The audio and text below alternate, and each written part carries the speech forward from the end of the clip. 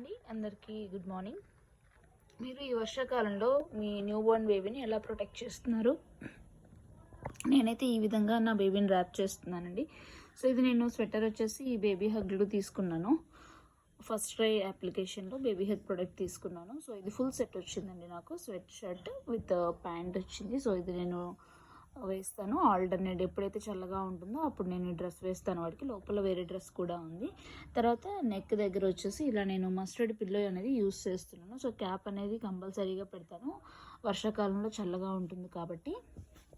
So ఇలా నేను సాధ్యమైనంత వరకు ఇట్లా టర్కీ టవల్స్ అంటారు కదా, సో అవి పెట్టి కింద ఒక టూ టవల్స్ కింద ఉంటాయి. సో పైన నేను 2 బెడ్షీట్స్ కవర్ చేస్తాను బేబీకి.